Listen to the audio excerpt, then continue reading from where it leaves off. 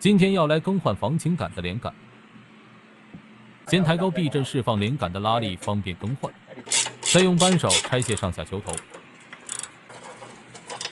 这样就可以卸下连杆，把新的换上。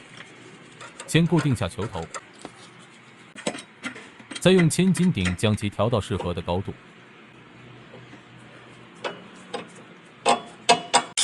锁紧上下球头，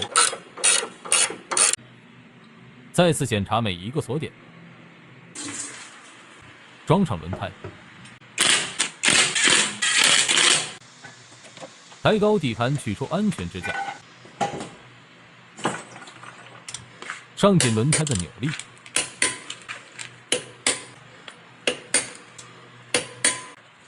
这样防倾杆的连杆就换好了。